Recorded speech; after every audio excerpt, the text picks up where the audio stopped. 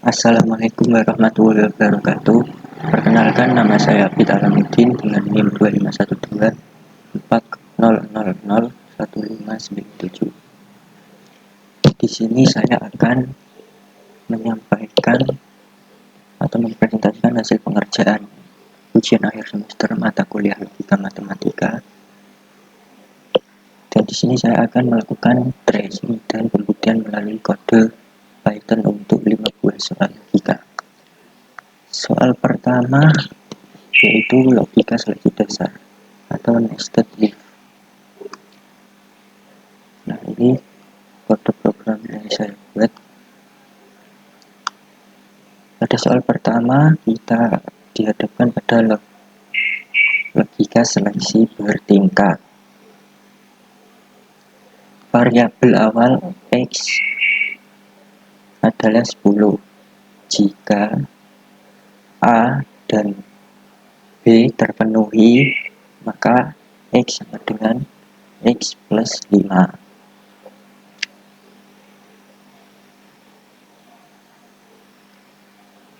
Dan A, N, not B, X sama dengan X min 2, maka else nya yaitu X sama dengan 0.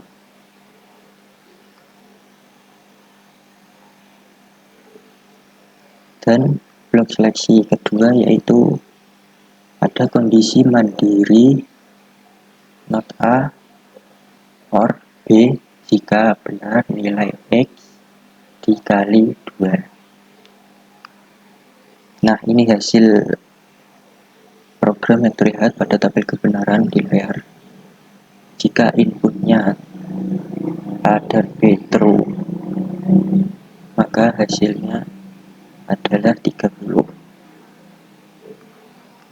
Begitupun yang kedua, jika A true dan B false, maka hasil akhirnya adalah 8. Kita lanjut untuk soal nomor 2, ada logika loop dan modulus. Soal kedua ini menggunakan perulangan dari operasi bagi atau modulus. Di sini ada for and in range 1 sampai 4. Ini ada result sama dengan false. For i in range tanda kurung 1,n plus 1. Jika i bilangan genap atau modulus 2 sama dengan 0, maka result sama dengan not result atau sebaliknya, else result sama dengan result. Nah, ini hasil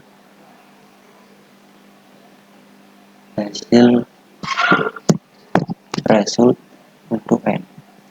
Tracing untuk n sama dengan 4.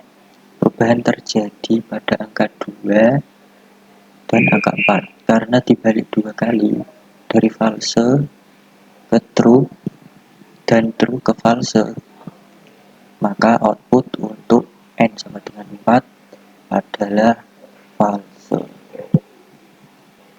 Nah, selanjutnya kita untuk soal nomor 3 yaitu operator logika sort dan swap. Soal ketiga ini menguji pemahaman kita tentang gerbang logika sort. Di sini ada for p init in true, false. For q init in true, false. P, q sama dengan p init, q init. Nah, nilai R ditentukan oleh P sort Q. Artinya R ini bernilai true. Dan jika P dan Q berbeda. Nah, untuk operasinya, jika R sama dengan true, maka P sama dengan not P dan Q sama dengan P or Q.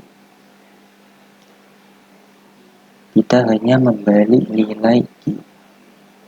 Else-nya Q sama dengan not Q. Nah, bisa lihat pada output program untuk nilai P true dan Q false, nilai akhirnya berubah menjadi false. P false dan Q false. Nah, gitu kurang lebihnya.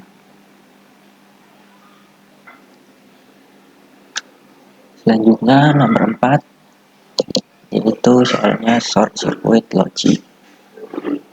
Soal keempat ini sangat menarik karena membahas short circuit logic. Nah, ini ada for X, Y in pasangan, maka status sama dengan 0. Jika X lebih dari 0, N, Y atau X lebih dari 2, maka status sama dengan alpha. Elifnya X sama dengan 0 or Y kurang dari 0, maka status sama dengan beta. Else status sama dengan gamma. Nah, ini hasil output tracingnya. Untuk 2,5 hasil output statusnya yaitu alpha. Untuk input 0,10 output statusnya beta karena X sama dengan 0. Input 2,2 output statusnya adalah gamma karena tidak memenuhi kriteria alpha maupun beta. Nah, itu penjelasan untuk soal nomor 4. Oke, selanjutnya untuk soal nomor terakhir, yaitu soal nomor yang kelima, yaitu logika state machine sederhana. Soal kelima mengenai state machine atau mesin status ini. Mesin ini berpindah status berdasarkan kombinasi state saat ini dan input bit yang masuk. Nah, untuk tracing kasus A dengan input true, false, true, mesin bergerak dari state 0 ke 1, lalu ke 2, dan akhirnya kembali ke 0 lagi. Nah, untuk for label sinyal in kasus state sama dengan 0. For bit in sinyal, jika state sama dengan 0 and bit sama dengan true, maka state sama dengan 1. Elif state sama dengan 1 and bit sama dengan false, maka state sama dengan 2. Elif state sama dengan 2 and bit sama dengan true, maka status atau state sama dengan 0. Harusnya state sama dengan 0. Nah, ini hasil tracing outputnya, hasil state akhirnya. Seperti yang kita bilang tadi, input A true, false, true, maka state akhirnya kembali ke 0. Dan untuk input B true, true, false, maka state akhirnya 2. Dan input C false, false, false, maka state akhirnya 0. Nah, jika sudah itu aja, maka kesimpulannya logika ini sering digunakan dalam kontrol untuk memastikan urutan proses berjalan dengan benar.